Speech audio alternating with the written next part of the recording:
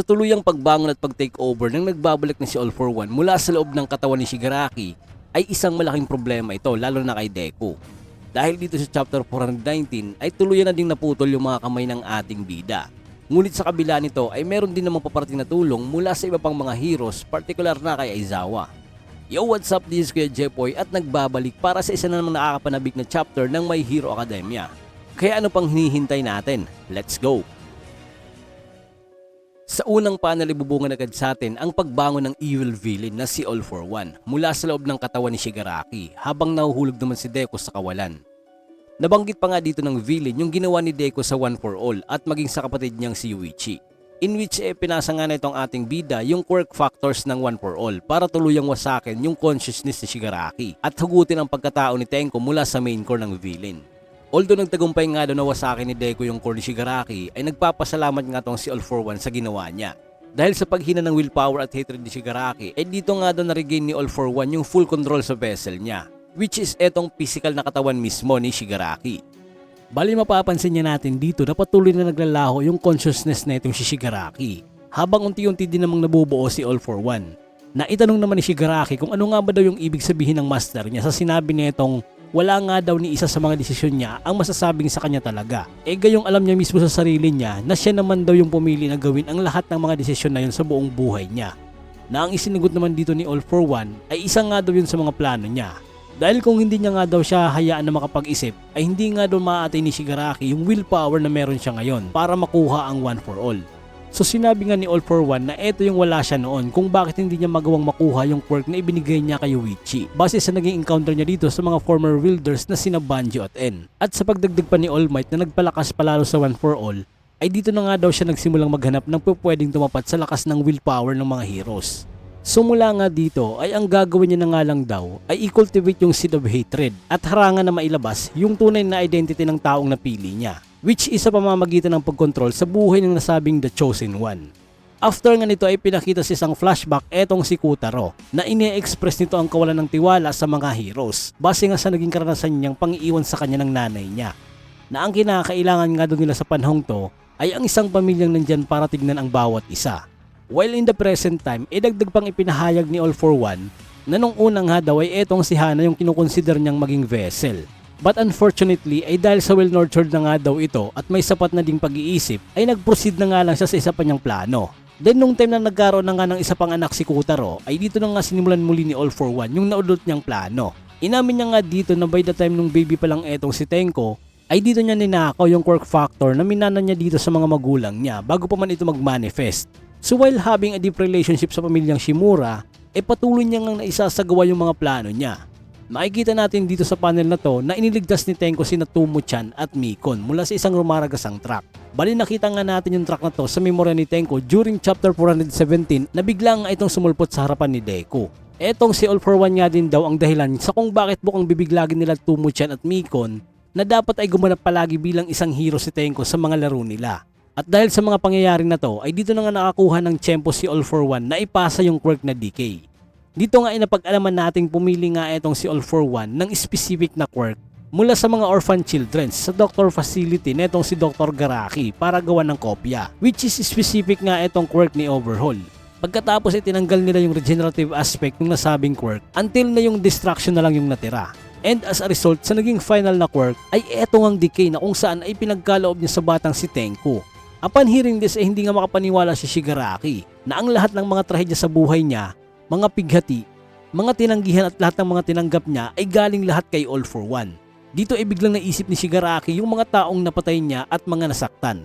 Pagkatapos ay nagsimula ng mawasak yung consciousness ni Shigaraki habang sinasabi rin ng Demon Lord na tatapusin niya na nga daw at buburahin ang kaluluwa nito. Na plinano niya nga daw na gamitin ang huling alas niyang to after na makuha ang One For All. At ngayon na nga daw ang tamang oras para tuluyang maglaho si Tenko Shimura. Makikita dito ang ating bida na pasigaw na binanggit ang pangalan ni All For One habang unti-unti na rin siyang itinutulak ng villain papalabas sa memorya ni Shigaraki. At dito na nga sa real world ay isang napakalakas na pagsabog ang talaga namang yumanig at dumurog sa mga gigantic fingers. Mula sa di kalayuan ay nabanggit nga ni All For One na talagang wala na nga daw etong kapatid niyang si Yuichi. Makikita nga dito ang kasalukuyang anyo netong si All For One, which is talaga namang na-take over niya na dito yung katawan ni Shigaraki habang binabanggit niya dito yung nasira niyang plano. Subalit sa kailaliman ng utak nitong si All For One ay patuloy pa rin umaalingaw yung consciousness nitong si Tenko. Agad namang lumitaw ang isang kamay na siyang tumakip sa bibig nitong si All For One para patahimikin ang kung anumang naririnig niya. Dito habang inoobserbahan niya ang bagong vessel, napag-alaman niyang may kakaibang epekto nga daw sa katawan niyang to yung psychological damage na nakuha ni Shigaraki. Napansin niya nga rin dito na tila ba wala na rin siyang access sa quirk na decay. At maging yung pot at galit hindi niya na maramdaman sa katawang tinake over niya. Bali dito kinumpas ni All For One yung isang kamay niya para hawiin yung usok na bumabalot sa buong paligid at upang makumpirma kung buhay pa nga ba etong si Deku. Nabanggit niya nga rin dito yung nagawang pinsala sa vessel niyang matagal niya nang hinulma at maging yung tuluyang pagkawala ng kapatid niya. Pero sa halip na isipin yung mga bagay na to ay nakapag-decide siya na mag-move on sa susunod niyang mga plano. Makikita ang ating bida na nakahandusay at tila ba hirap na hirap habang binabanggit ang pangalan na itong si All For One. Pagkatapos ay sinabi nga dito ng villain na ngayon nga daw isisimulan niya na ang walang kabuluhan niyang ambisyon. Ito ay walang iba kundi ang pag-dominate sa buong mundo. So nung narinig nga to ni Deku ay hindi nga siya sumang-ayon sa gustong gawin nitong si All For One pero bigla siyang natahimik dahil sa lagay ng sarili niyang katawan. Dahil ngayon makikita nating naputol yung dalawang kamay ni Izuku Midoriya. So bali yung nangyari sa kanya sa World of Memories nitong si Tenko Shimura ay nadala niya dito sa real world. Dito ay unti-unting nauubusan na ng dugo ang ating bida at nasa bingit na nga ito ng kamatayan. Sa nakitang to ni All For One nakumpirma niya ng parehas nga daw silang dalawang nagtamo ng matinding pinsala. Habang patuloy na pinipilit ng ating bida na makatayo, biglang nag-flashback sa kanya nung time na hinawakan ng kaibigan niyang si Ida yung kamay niya during nung time ng pagbalik niya sa UA. Sumaging nga din sa isip niya etong mga panahong nagkaroon ng medical concern etong mga braso niya dahil sa paggamit ng full power ng One For All. Pero iba nga tong case niya ngayon but even still hindi pa rin sumusuko si Deku na sinasabi niyang hindi pa nga daw tapos ang lahat. Dito ay pinahayag ni All For One kung ano man ang pinaniniwalaan niya. Na ang mga tao nga daw ay mas nagiging malakas pa in proportion sa kung ano man ang mga nawawala sa kanila.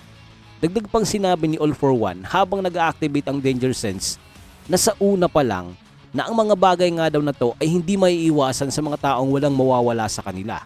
Pagkatapos ay biglang sumulpot etong si Hanta Zero sa likod ni All For One at sinimulan niya nitong puluputan ng tape niya ang newly formed Demon Lord. Bali nagulat naman si Deku sa nakita niya ngunit hindi ito makapagsalita. Napatingin naman si All For One sa direksyon kung saan naroon ang mapanghimasok at sinabi pa nito na kung gaano nga daw ito kahina where in fact nakafocus pa nga daw siya kay Midoriya bago niya ito mapansin. Bali tinawag nga dito ni Zero si Deku at pagkatapos ay nakangiti nitong sinabi na nandito nga daw sila para iligtas siya. Bigla namang nanlaki ang mga mata ni Deku nang makita niya ang pagsulpot nitong sina Ujiro at Sato kasabay ng mga biglaan ding pag-atake ng mga ito. Gamit ang Tornado Tail Dance ni Ujiro at etong Sugar Knuckle ni Sato ay nagawa nilang patalsikin ang villain. Makikitang talaga namang hapu-hapu ang dalawa pagkatapos nilang isagawa yung mga atake na yon. Dito ay tinawag naman ni Deku ang dalawang kaibigan na sinabi pa niyang masaya nga daw siyang makitang ligtas ang mga ito. Habang sa likod naman ni Deku ay may isang pamilyar na boses ang bigla na lang tumawag sa kanya. At makikita nga din natin ang paglabas ng isang tao mula sa maitim na portal. At dito nga sa pinakahuling panel ay makikita ng napakalinaw ang paglabas ni Eraserhead sa warp gate ni Kurogiri habang humihingi ito ng paumanhin kay Deku dahil sa matagal na paghihintay nito at dito nagtapos yung chapter na to. So abangan nyo lang mga idol ang mga susunod na kabanata at mga napapalapit na ding pagtatapos ng My Hero Academia. So guys, after nga pala ng MHA manga, gusto kong ipaalam sa inyo na plano kong isunod ang manga ng Sakamoto Days na magkakaroon ng anime adaptation next year 2025. Ano sa tingin nyo mga idol? I-comment nyo lang sa baba yung sa tingin nyo na pwede nating gawa ng review. Bali hanggang dito na lang muna tayo at magkita-kita tayo sa susunod na video. Bye-bye!